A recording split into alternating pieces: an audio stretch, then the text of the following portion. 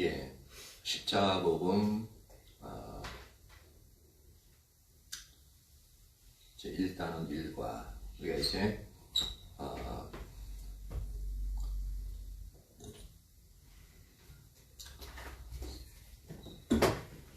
사랑의 친밀한 하나님과의 친밀한 교제에 대해서 우리가 살펴보고 있죠. 그래서 하나님과의 친밀한 교제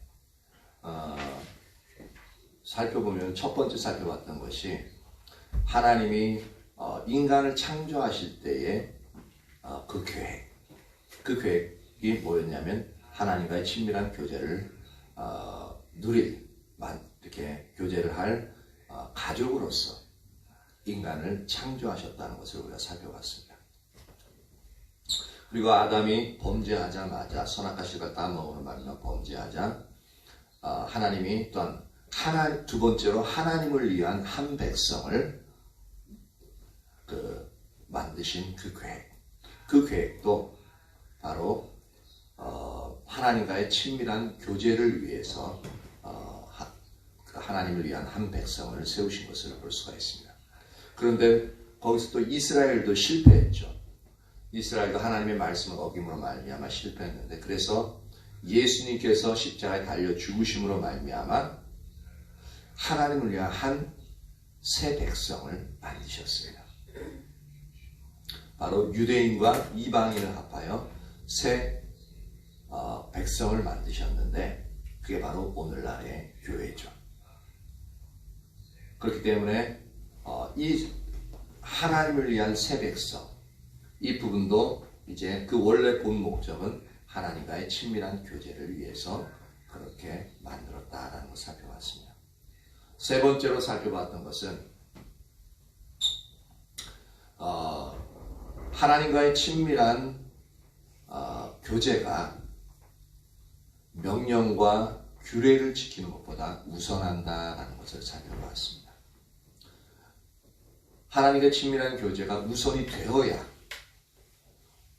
하나님의 의도와 의중을 따라서 그렇게 하나님의 명령과 법도를 지킬 수 있기 때문에 그렇습니다. 그리고 네 번째로 살펴봤던 것이 하나님과의 친밀한 교제가 하나님을 위한 어떠한 의식보다 우선한다라는 것을 살펴봤죠. 하나님과의 친밀한 교제가 되어져야만 하나님이 아까 전에 명령어 규례에서도 얘기했던 것처럼 하나님이 기뻐하시는 예배를 드릴 수 있다는 겁니다. 오늘은 이제 다섯 번째 마지막으로 일과의 마지막으로 사역보다 하나님과의 친밀한 교제가 우선인 영역을 살펴보려고 합니다. 사역, 그러니까 이제 꼭 목회자가 하는 이제 사역을 이제 인식하는 걸로 생각하기 쉬운데, 이것은 우리가 일반적으로 하는 봉사 또는 교회에 대한 헌신, 이 모든 것을 뜻하는 전도도 여기에 포함될 수 있을 거고, 그런 모든 부분들이 사역에 해당되어집니다. 그런데 이 사역보다 하나님과의 친밀한 교제가 우선이다라는 겁니다. 그것을 살펴보면 우리의 삶에서 하나님과의 친밀한 사랑의 교제는 하나님을 위한 우리의 사역, 하나님을 위한 우리의 사역. 그러니까 우리가 일을 하는 데 있어서 우리 자신을 위해 일한다기보다는 하나님을 위한 사역을 한다는 얘기입니다. 하나님을 위한 우리의 사역보다 하나님과의 친밀한 사랑의 교제가 우선된다라는 것을 우리가 분명히 알아야 됩니다. 근데 우리가 이제 어떤 일하는 부분에 초점이 있다 보니까 하나님을 위한 일인데 무슨 소리냐, 이것부터 먼저 해야 되지 않느냐라고 생각하는 경우가 참 많이 있습니다. 거기에 신성성을 부과하게끔 되어지죠. 근데 하나님을 위한 사역, 그것도 중요하죠. 하나님 명령하시는 것 중에 하나니까. 그럼에도 불구하고 하나님 더 중요하게 여기신 것이 뭐냐면 그 전에 먼저 하나님과의 친밀한 사랑의 관계를 맺길 원하신다는 겁니다. 우리는 이 점을 사도들을 세우시는 예수님의 모습에서 찾아볼 수 있는데요. 하나님을 위한 한 새 백성이 뭐냐면 아까 전에 살펴본 것처럼 하나님을 위한 새 백성이 바로 교회입니다. 그리고 그 교회를 위한 가장 중추적인 일꾼들이 누구냐면 바로 사도들이죠. 그래서 성경에서는 교회 일꾼들을 세우시는데 그 첫 번째로 누구를 세우신 것을 우리가 살펴볼 수 있는데 고린도전서 12장 28절입니다. 고린도전서 12장 28절. 사랑이 찾아보세요. 찾고 있어요. 오, 그래요. 잘했어요.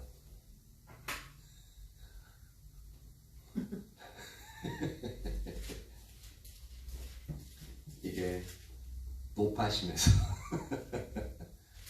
같이 한번 읽어볼까요? 12장 고린도전서 12장 28절 시작.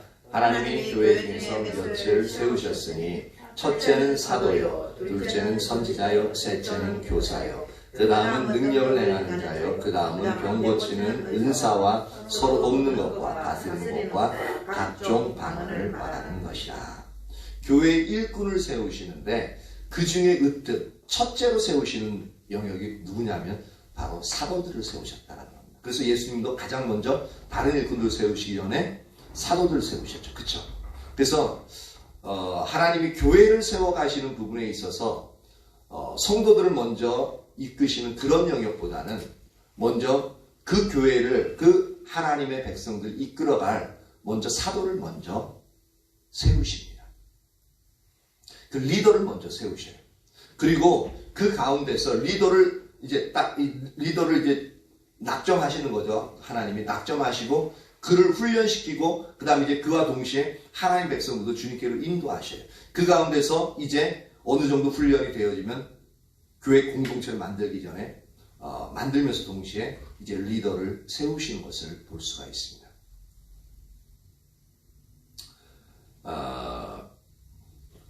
또한 이 사도들은 그래서 교회를 위한 중추적인 일꾼들이 사도였는데 이 사도들은 하나님을 위해 그리고 교회를 위해 가장 많은 희생을 한 자들이고요. 가장 많은 사역을 한 자들입니다. 참, 이 사도들의 수고와 또한 피 흘림이 없이는 오늘날의 교회가 이렇게 예수 그리스도를 기초로 한 이 교회가 제대로 세워지지 않았을 겁니다. 이들이 어떠한 수고들을 했느냐, 어떠한 많은 희생을 하고 많은 사역을 했느냐를 이제 사도 바울의 말로서 한번 그것을 살펴봅니다. 근데 이것은 모든 사도들의 공통적인 부분인데요. 고린도전서 4장 9절에서 13절 한번 살펴봅니다. 고린도전서 4장 9절에서 13절입니다. 참 이걸 읽어보면은 하나님이 하나님의 교회를 세우시기 위해서 얼마나 이렇게 일하셨는가를 볼 수 있는데, 근데 그 일하시는 영역이 사도들을 통해서 일하셨는데 그 사도들이 그 교회를 예수님은 교회를 세우시기 위해서 어떻게 하셨어요? 직접 자신이 수치를 당하시고 십자가에 못 박혀 죽으셨잖아요. 동일하게 예수님의 사역을 감당하는 그 사도들이 하나님의 교회를 세우시기 위해서 동일하게 예수님과 동일한 엄청난 고난과 희생을 당한 것을 볼 수가 있습니다. 고린도전서 4장 9절에서 13절 읽으면서 제가 설명할게요.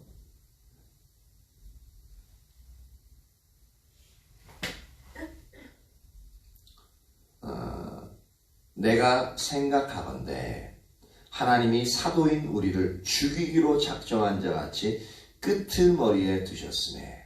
야, 이게 얼마나 사도 이 바울의 생각에 이 자기에게 다가오는 고난과 압박, 그 다음에 이제 그 두려움, 그 모든 핍박들이 얼마나 컸으면 죽이기로 작정한 자같이 그냥 아무데나 그 끄트머리 그 제일 낮은 거기가 확 버려 두었나라는 겁니다. 그렇게 사도 바울이 그렇게 느낀 겁니다. 너무 하나님 주 예수 그리스도의 복음을 전파하러 자신의 삶을 드리는데 그 고통, 그 부담, 그 핍박이 얼마나 컸으면 이렇게 느끼겠느냐라는 거죠.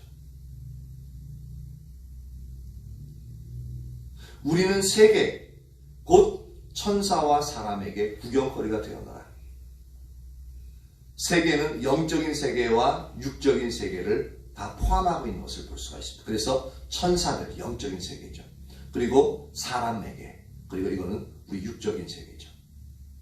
이 모두에게 구경거리가 될 정도로. 그러니까 이거는 상상할 수 있는 게 뭐냐면 마치 로마의 원형 경기장에 이제 그 시민들이 가득 차가지고 그 이제 그리스도인들을 갖다 확 풀어놓고 사자도 풀어놓고 잡아먹히는 것을 그리고 울부짖는 것을 좋아하고 깔깔거리면서 보는 그 광경. 그래서 구경거리로 삼는. 실제로 그런 일들이 있었으니까. 심지어 그거보다도 더 잔인했던 건 뭐냐면 그 원형 경기장 안에 십자가를 세워놓고 거기에다가 크리스찬들을 매달아 놓고 그 밑에 장작더미를 올려놓고 불 붙여 태워 죽이는 거야. 그러면서 거기에 원형 경기장 안에 있는 로마 시민들은 그 울부짖는 것, 울부짖고 고통스러워하는 그 모습 보고 되게 좋아하는, 즐거워하는. 마치 그와 같이 천사와 사람에게 구경거리가 되었다. 죽이기로 작정하신 것 같다. 이 정도면은 이 여기서 글쎄요, 도망가고 싶을 거고 도망가도 도망가면 안 되지만 근데 저 같으면 아마 도망갈 확률이 클 것 같아. 이런 엄청난 그 고통 속에 있었다네.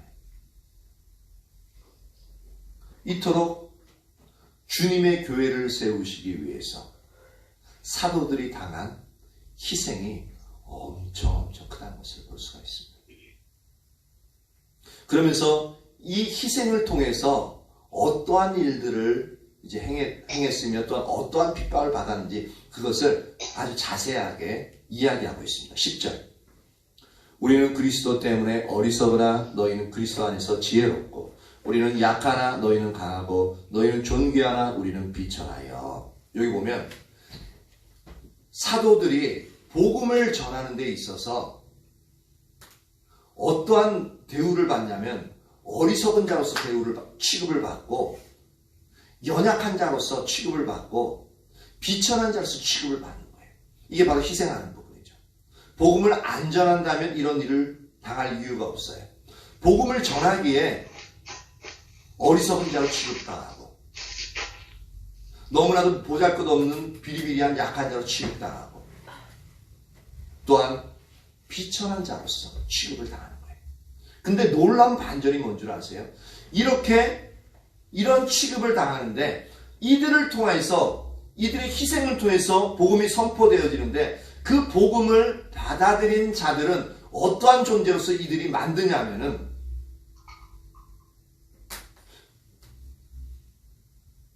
너희는 그리스도 안에서 지혜롭고 너희는 강하고 너희는 존귀하나 라고 말하고 있습니다. 이들이 희생하고 모욕을 당하면서 복음을 전하는데 그 복음을 받아들인 자들은 예수 그리스도로 인하여 지혜로워지고 예수님을 믿음으로 강하고 담대하여질 뿐만 아니라 존귀한 자로서 거듭나게 되어지는 이거 놀라운 부분이죠. 상당히 이 역설적인 부분을 이렇게 문학적으로 표현하는데 상당히 잘 표현하는 것 같아요. 이러한 일들을 했다는 거죠. 그렇게 또한 이런 일들을 하니까 어떻게 되냐면 얼마나 많은 핍박이 임하게 되어지냐면은 11절 같이 한번 읽어봅니다. 11절, 12절, 13절 같이 한번 읽어봅니다.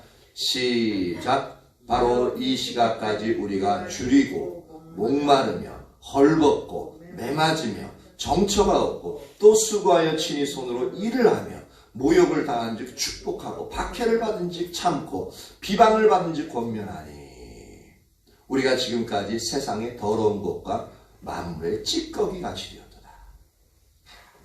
이게 사역을 안 하고 헌신을 안 하면 하나님을 위한 사역을 하지 않으면 이거 이렇게 당할 필요가 없는데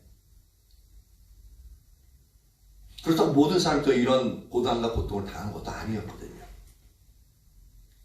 근데 유독 사도들에게는 특히 이 사도의 사명을 가진 자는 특별히 이것이 그들에게 주어진 하나의 짐이자 하나의 특권이었습니다. 너무나도 큰 핍박을, 희생을 당했던 것을 볼 수 있습니다. 그런데 이와 마찬가지로 이렇게 많은 핍박이 온다는 것은 많은 주의 일들, 사역들을 행했다는 증거입니다. 그렇죠? 오랜 시간을 통하여서 우리가 사도행전을 쭉 살펴보면 알 수 있잖아요. 이처럼 사도들은 하나님을 위해 그리고 하나님의 교회를 위해 가장 많은 희생을 한 자들이었고 가장 많은 사역을 감당한 사람이었습니다. 예수님께서 그러한 사도들을 세우시는 장면이 바로 마가복음 3장에 기록되어져 있죠. 이제 사도들을 세우시는 그 목적, 그러니까 우리의 사역보다도 하나님과 친밀한 교제가 우선인 영역을 이제 살펴보려면 이렇게 귀한 일들을 하는 놀라운 사역을 하는 이 사도를 세우실 때에도 예수님의 목적, 하나님의 목적은 사역이 목적이 아니었다는 것을 이제 우리는 알아야 될 필요가 있습니다. 마가복음 3장 13절에서 15절입니다. 마가복음 3장 13절에서 15절.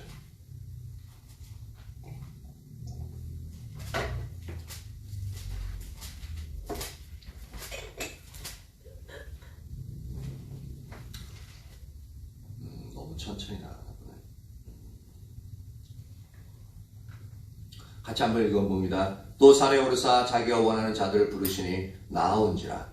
이에 12를 세우셨으니 이는 자기와 함께 있게 하시고 또 보내사 전도도 하며 귀신을 내쫓는 권능도 가지게 하려 하심이로라.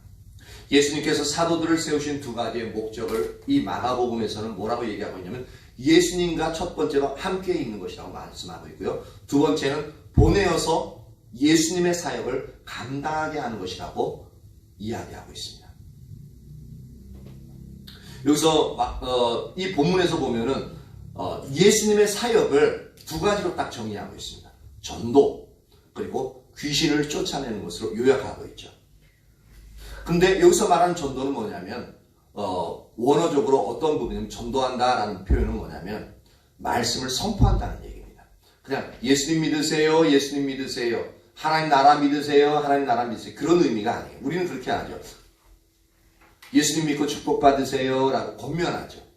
근데 실제로 전도는 예수님이 행하셨던 전도는 뭐냐면 말씀의 선포입니다. 하나님의 나라가 너희에게 임하되었느니라. 그 하나님의 나라를 받아들이는 자는 구원을 얻을 것이요 그 하나님의 나라를 받아들이지 않는 자는 영원한 불못에 거하게 되리라 라고 하는 것처럼 말씀의 선포입니다. 상당히 그러니까 권유보다는 이것이 엄청나게 강력하게 이제 듣는 사람으로 하여금 강력하게 꽂히게 되는 거죠. 파괴력이 강력한 겁니다.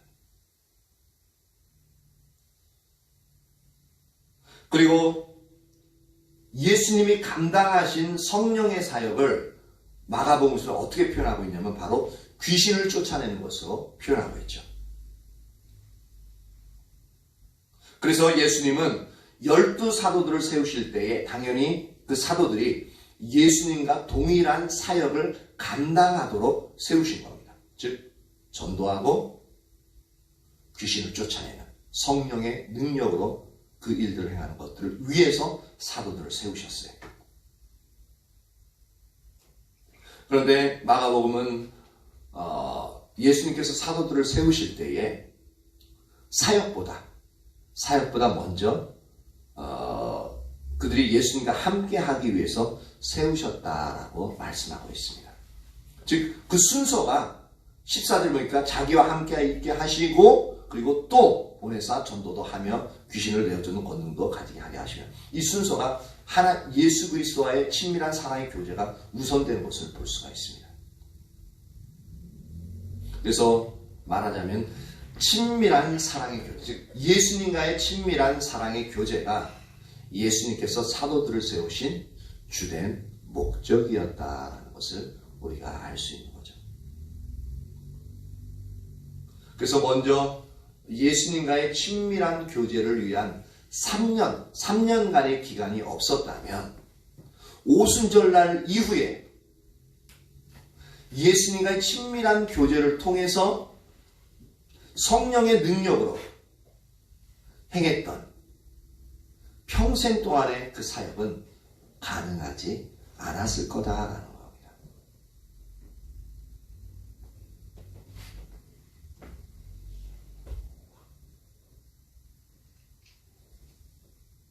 주님의 교회를 위해서 가장 많은 희생과 헌신을 했던 사도들을 세우신 목적이 바로 이렇다면 사도들을 통해서 우리가 예수님을 믿게 되어진 자들인데 우리와 같은 이런 다른 일꾼들을 세우는 부분에 있어서도 우리를 향한 주님의 목적은 다르지 않다라는 겁니다. 동일하다는 겁니다. 그것을 알 수 있는 부분이 뭐냐면 마태복음 28장 19절 20절을 보면 이렇게 얘기하고 있습니다. 대위임령에서 그러므로 너희는 가서 모든 족속으로 제자를 삼아 아버지와 아들과 성령의 이름으로 세례를 베풀고 예수님이 사도들을 부르시고 이렇게 하셨죠. 그렇죠? 그리고 내가 너에게 분부한 모든 것을 가르쳐 지키게 하라. 보십시오. 내가 너에게 분부한 모든 것. 예수님이 사도들에게 말로서 가르치고 삶으로서 가르쳤던 그런 영역들 있잖아요. 그런 부분들을 모든 것들을 가르쳐서 지키게 하라라고 말씀하고 있습니다. 즉 내가 너희를 가르쳐서 양육한 것처럼 너희도 똑같이 양육받은 그대로 가르치고 그들을 세워라. 그리고 일꾼으로 만들라라고 말하고 있습니다. 그렇기 때문에 사도들을 통해서 세워진 일꾼들도 동일하게 가장 핵심이 되어져야 될 부분은 뭐냐면 주님과의 친밀한 사랑의 관계가 가장 우선한다라는 겁니다. 무엇보다? 사역보다.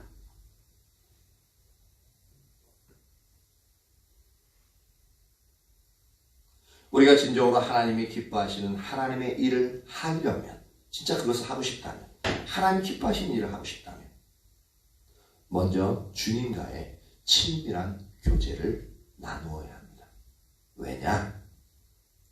이 하나님과의 친밀한 교제 가운데 있어야만 그 순간순간 하나님이 무엇을 기뻐하시는지 그것을 우리에게 알리시기 때문에 그렇습니다. 우리는 그냥 일반적으로 생각해가지고 이 일은 성경에도 명시되어져 있고 하나님이 기뻐하실 거라는 나의 생각 때문에 그 일들을 행하는 경우가 많이 있습니다.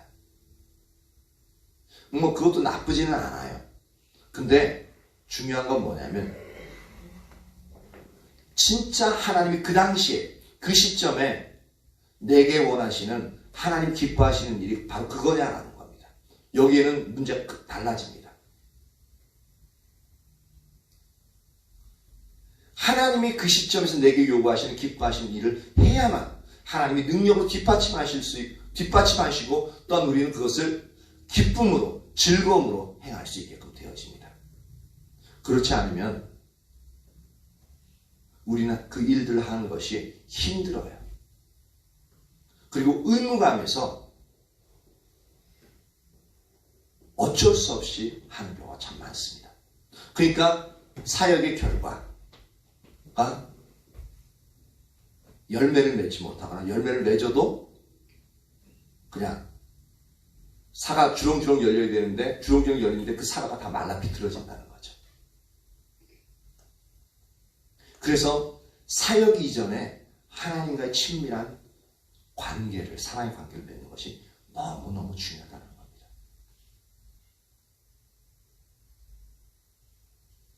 이러한 순서는 우리가 올바른 사역을 위해서도 매우 중요한데요. 왜냐하면 우리가 하나님과의 친밀한 사랑의 교제 가운데 거해야 성경이 말하는 올바른 사역을 우리가 감당할 수 있다는 겁니다. 물론 아까 얘기한 것처럼 하나님과의 친밀한 교제 없이도요. 자기중심적인 사역은 가능합니다. 그러니까 내가 생각하는 대로 하는 거예요. 여기 하나님 기뻐하시겠지? 그리고 이거 하나님이 말씀하시기 이거 반드시 지켜야 돼. 그러한 자기중심적인 생각. 물론 이제 말씀하셔서 이제 기본적으로 율법에 기록되어진 건 그럼 이제 그것도 하나님 하나 볼 때까지 그냥 하지 않느냐 그런 건 아니에요. 우리의 삶에서 그냥 일상적으로 그 부분들을 지키기 위해서 애쓰고 명령하셨으면 그 부분들을 순종하기 위해서 우리의 삶을 조정하고 지켜나가야 됩니다. 그런데 내가 하나님을 위해서 이제 이 일들을 해야겠다라고 생각하는 것들이 있잖아요. 그러한 영역에서 진짜 하나님과의 친밀한 사랑의 교제 가운데 거해야 그 당시에 하나님 내게 원하신 그 일들을 우리가 발견할 수 있다는 겁니다.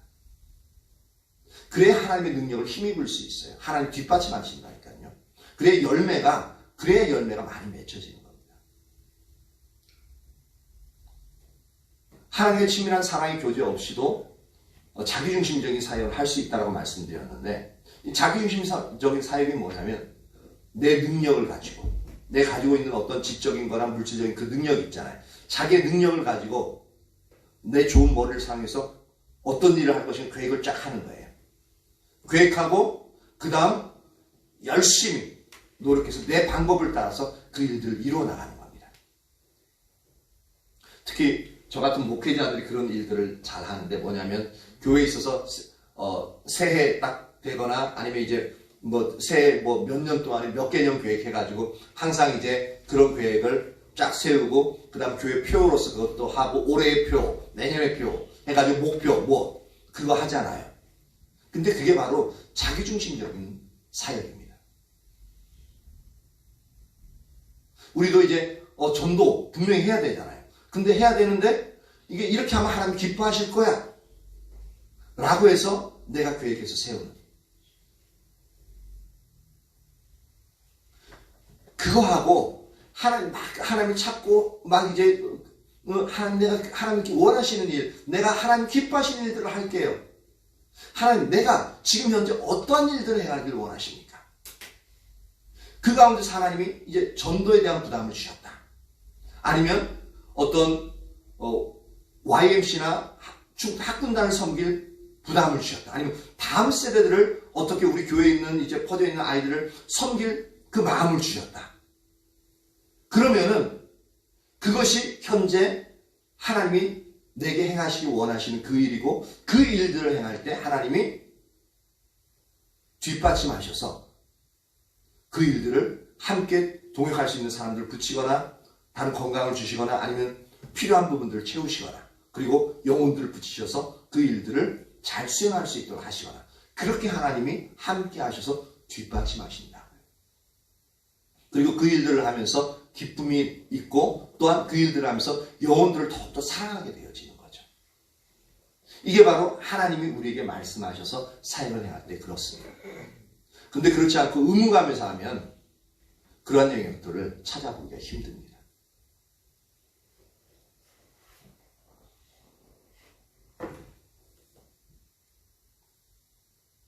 그런데 우리가 하다 보면은 우리들의 눈에 보기에 큰 성과를 이룰 수도 있어요. 내가 계획했던 대로 딱 해가지고 밀고 나와가지고 아주 추진력 있게 밀고 나와가지고 내가 원하는 만큼 다른 사람이 와 너무 잘하시네 라고 할 만큼 성과를 거둘 수 있다니까요. 그런데 중요한 것은 하나님과 친밀한 사랑의 교제 없이 하나님이 기뻐하시는 하나님 중심적인 사역은 할 수 없다는 겁니다. 그건 내 중심적인 사역이 내가 생각하는 많은 다른 사람을 칭찬할 만한 결과가 있다 할지라도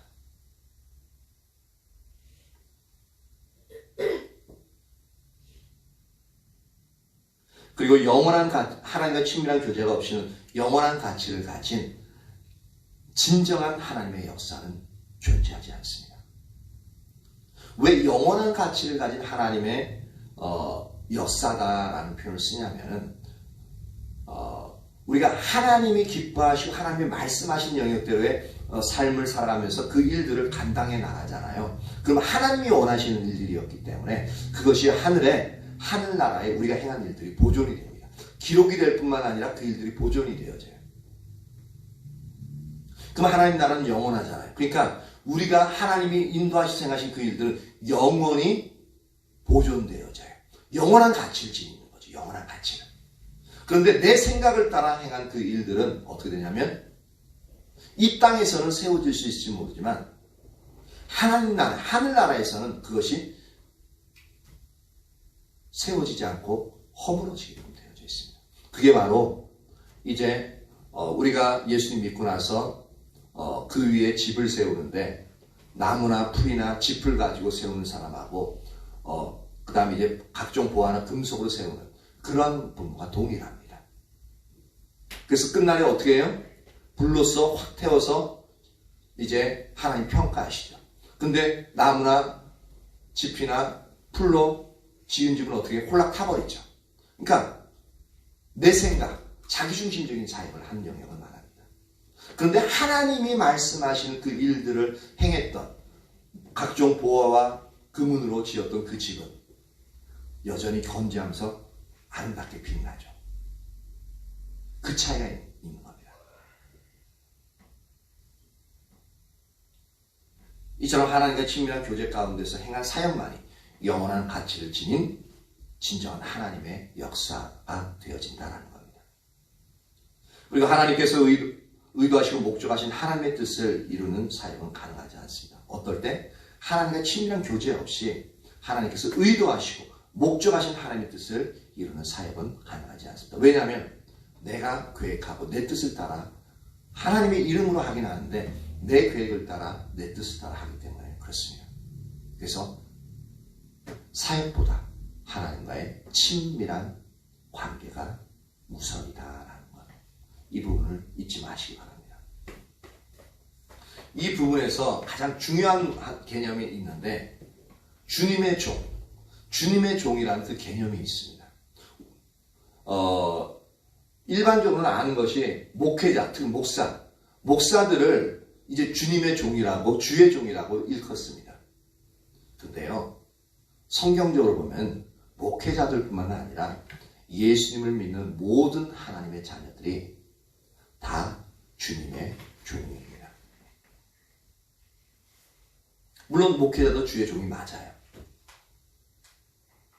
왜 있잖아요. 그 종 중에서도 이제 어떤 사람은 청지기로 세워지기도 하고 그 청지기가 또 반환하는 종들이 있잖아요.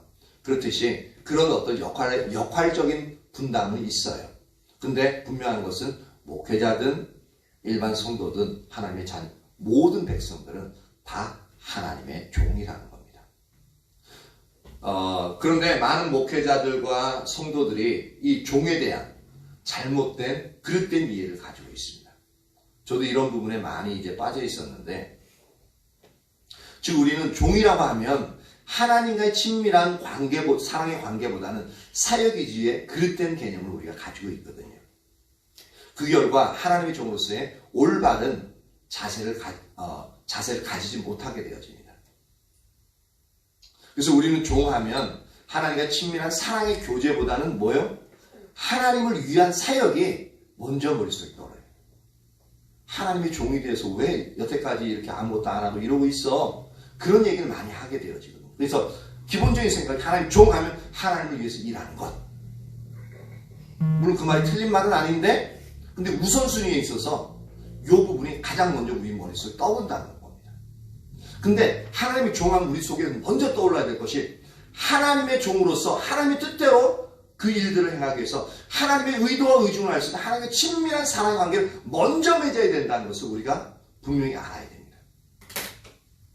그래서 목회자들이 개척할 때 무조건 사역 위주로 하기 때문에 먼저 교회 건물부터 잡고 이렇게 사역을 시작하는 경우가 너무 많습니다. 대부분이 다 그래요. 저는 달랐냐고요? 아니요. 저도 맨 처음에 할 때 청주로 내려가라 그러셔가지고 건물부터 먼저 알아봤어요. 교회 건물부터. 그래서 사역부터 먼저 이제 하는 거죠. 하나님이 그 사역을 어떻게 행하실지 하나님과 관계를 통해서 이 부분을 얻을 것 생각하지 않고 그것은 개념에도 없고 생각에도 없고 어떻게 교회를 좋은 교회를 얻어가지고 큰 교회를 해가지고 사람들이 많이 올 수 있는 좋은 자리에다가 그 교회를 잡을 것이냐 그것부터 생각하게 되거든요. 사역 위주의 생각입니다. 근데 하나님은 제가 그 개념을 알기도 이전에 하나님은 그 사역 위주로 하는 부분을 아예 못하도록 막으셨어요. 맨 처음에 왜 그런지 몰랐어요. 그래서 가정집에 시작하라 그러시고 저는 원치 않는 집에 들어가서 이제 하나님이 복 주시겠다 그러니까 거기서부터 시작하게 됐었죠. 근데 그 5년 동안의 기간을 통해서 살아계신 그 하나님, 어떻게 그 하나님과 관계를 맺는지, 그 하나님이 나의 모든 필요를 채우시는 하나님이고 지키시고 보호하시고 인도하시는 하나님, 그 하나님과 관계를 맺게끔 되어진 거죠. 너무너무 감사한 겁니다. 그리고 그것이 어느 정도 되어지니까 이제 교회 건물을 얻어서 사역을 시작하게끔 하셨고 바로 이 자리로 나오게 하셨던 거죠.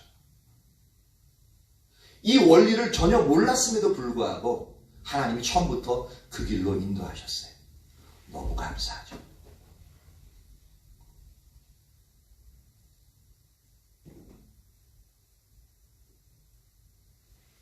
이렇게 사역 위주로 우리가 하나님의 종을 생각하게 되어지면, 이렇게 되면 어떻게 되냐면 우리가 하나님의 종으로서 내가 기대하는 만큼, 그러니까 내가 계획한 만큼 사역이 이루어지면 어떻습니까?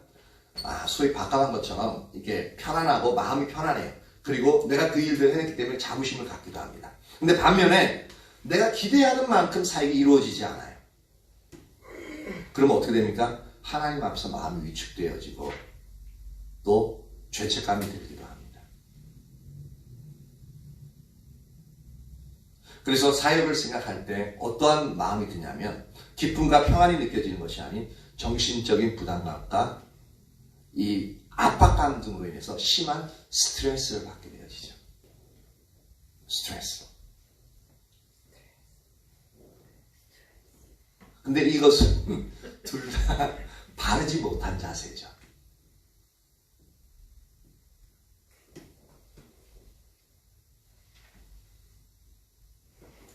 그러니까 주님과의 친밀한 관계에 있다면 사역은 하나님이 말씀하시는 대로 내 최선만 다하면 되거든요.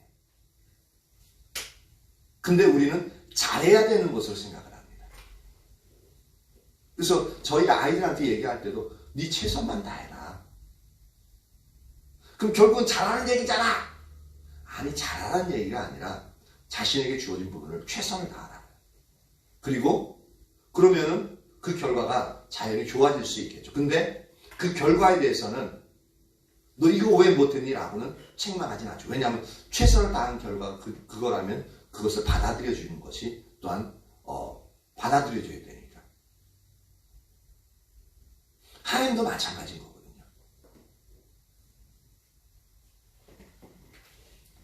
그래서 이런 심한 스트레스를 받는 이 상태가 왜 이런 자세가 나타나냐면 종에 대한 하나님의 인도를 전혀 이해하지 못하는 데서 오는 그러한 부분입니다.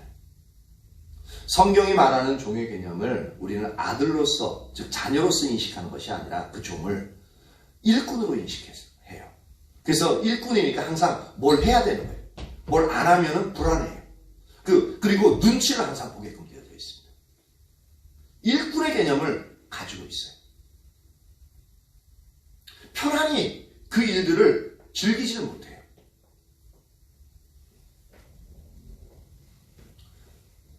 하지만 하나님은 우리를 종 이전에 자녀로서 부르셨다라는 겁니다.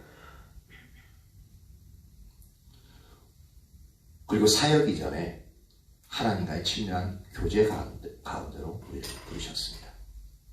그래서 성경이 말하는 종의 개념,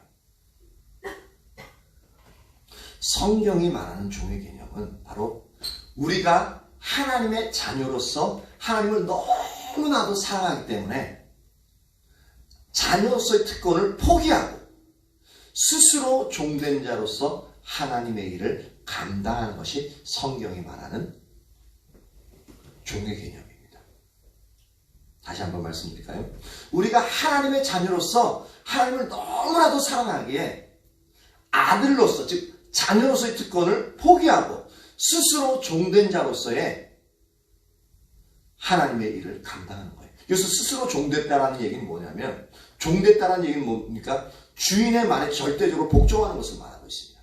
근데 그것을 억지로 하는 게 아니라 스스로 내가 종으로서의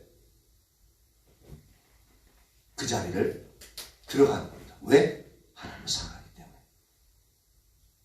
그래서 신학교 다닐 때, 특히 우리 은수 신학교 다니고 있는데, 신학생들이 먼저 배워야 될 게 뭐냐면은, 신학생들 같은 경우는 이제 앞으로 사회를 할까 말까, 내가 어떻게 해야 돼, 교회는 하기 힘들 것 같고, 하나님이 하기 힘들 것 같고, 이거 그러다 보니까 비전이 없고, 힘들고, 그래서 신학교 들어가기 전, 많은 경우 신학교 들어가기 전에 뜨거운 가슴을 가지고 갔다가 졸업할 때 되면은 다 냉랭하게 식어가지고 내가 앞으로 뭐 하지?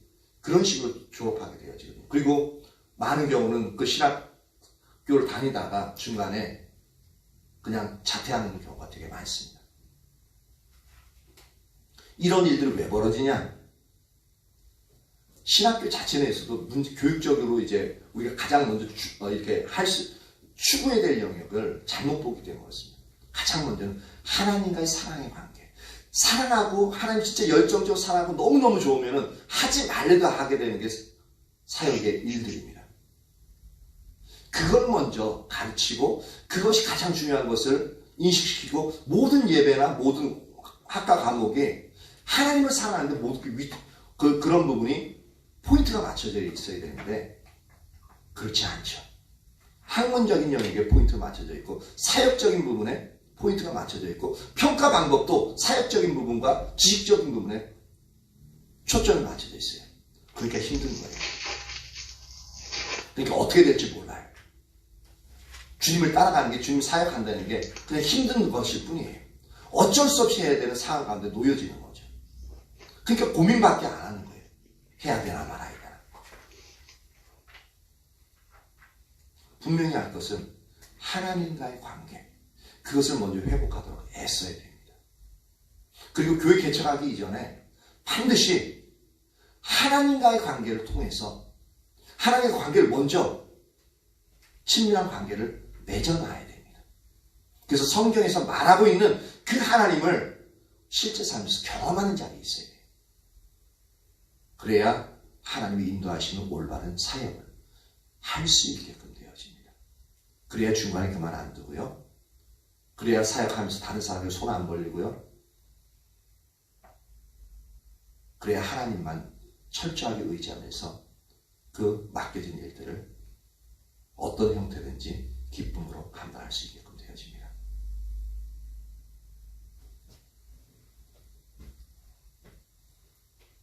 이러한 개념을 가진 사도 바울은 자신을 종으로 표현하고 있는데요. 이 단어가 헬라어로 예수 그리스도의 종된 나 바울은 할 때 그 종의 언어가 뭐냐면 바로 둘로스라는 단어를 씁니다. 이 둘로스라는 단어의 이 종은 어떤 거냐면 전쟁포로나 잘못해서 잡혀가지고 그 배 밑창, 그러니까 전투함 밑에 노예들로서 이제 노젓는 사람들로서 이제 그것이 둘로스라고 합니다. 그리고 그 둘로스들은 배에 노를 젓는데 전부 다 발과 손목에 사슬들로 다 묶여져 있습니다. 그래서 만약에 전투하다가 배에 구멍이 나가지고 배가 침몰하게 되면은 그 사람들은 어쩔 수 없이 그 배와 함께 죽을 수밖에 없는 그런 사람. 그 종을 둘로스라고 하는데 사도 바울은 자신을 둘로스라고 칭하고 있습니다. 누구에 대해서? 예수 그리스도에 대한 둘로스라고 얘기하고 있습니다. 사도 바울은 자신이 하나님을 너무나도 사랑하기에 자신은 하나님의 아들임에도 불구하고 스스로 둘로스와 같은 존재로서 하나님을 섬기고자 하는 마음의 자세를 이 종이라는 단어 둘로스에서 우리가 찾아볼 수 있다는 겁니다. 근데 우리는 그런 개념이 없죠. 그냥 종이라고 하니까 종이라고 그러는 거예요. 무슨 의미인지도 몰라요. 어떻게 써야 되는지도 몰라요. 그냥 종이라고 해요. 근데 실제로 살면서 주인으로서 행세하려고 그러죠. 내가 원하는 대로. 그런데 이러한 자세는 오직 하나님과의 친밀한 관계에서만 나올 수 있다는 겁니다. 우리도 하나님과의 친밀한 관계에 있을 때에만 이런 자세로 하나님을 섬기며 하나님의 일을 기쁨으로 감당할 수 있다는 겁니다. 하나님의 일을 하면서 기쁘지 않고 평안하지 않으면 그거 다시 생각해 봐야 됩니다. 그냥 힘들기만 하고 부담만 되고 하기 싫다라는 상태가 되어지면 그건 잘못된 거죠. 병들어 있는 거죠. 즉 뭐냐면 하나님과의 친밀한 교제 가운데 있지 않다는 겁니다. 진짜 하나님과 관계 가운데서 하나님의 일을 하면요 기뻐요. 그리고 우리가 섬기는 영혼들이요 너무 소중하고요 아름답게 보이고요 반짝반짝 빛나 보이고요 어떨 때는 너무나도 불쌍하게 보이고 그 긍휼의 마음이 하나님의 마음이 부어져가지고 그 영혼들 너무너무 불쌍하게 보이잖아요. 그게 정상입니다. 또한 우리가 하나님과의 친밀한 사랑의 교제 가운데 거할 때에 우리는 거기서 진정한 평강과 안식을 얻을 수 있고요. 우리 삶의 만족과 기쁨을 얻을 수 있을 뿐만 아니라 하나님의 목적을 위해서 우리 자신의 삶이 드려지는 것이 하나님이 우리에게 주시는 특권으로 알아서 기쁨으로 동참할 수 있게끔 되어집니다. 뿐만 아니라 하나님께서 아무리 이 놀라운 일들을 우리를 통해서 행한다 하실지라도 그것이 우리로 인한 것이 아닌 것을 알기 때문에 우리가 자부심을 갖거나 마음이 높아지지 아니하고 오직 하나님의 그 은혜를 인하여 감사드리는 자리에 있게끔 되어지고요. 그리고 여전히 하나님과의 친밀한 사랑의 교제만 우리 삶의 유일한 목적이 되는 자리에 머물 수 있게끔 되어집니다. 이게 바로 하나님의 친밀한 사랑의 관계 가운데 있을 때만 가능하다고요. 왜 우리가 이 모든 것 이전에 하나님께 드리는 모든 의식 그리고 하나님 위한 사역 그리고 우리의 명령과 규례와 법도를 지키는 그 이전에 우선적으로 하나님과의 친밀한 관계가 우선해야 되는가를 우리가 이제 이 이유 때문에 주장하고 있는 겁니다. 마르다와 마리아의 예를 보십시오. 원래는 마리아가 얄밉고 비난받아야 될 자리에 항상 있는 사람입니다.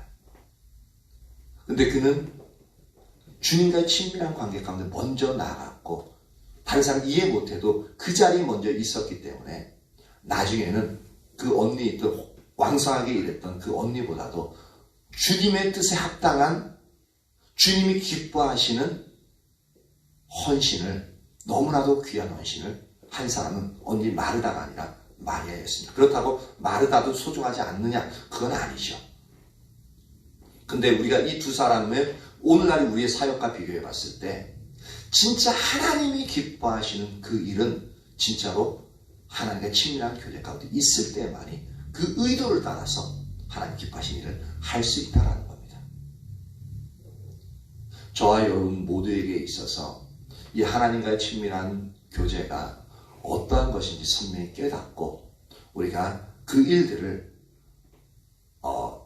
행해 나가는 저와 여러분 되어지길 예수님의 이름으로 축복합니다. 아멘. 아멘. 사랑이 나오세요. 추억 184장 반주해 주고요. 찬양까지 해주세요. 안 돼요. 빨리 해주세요.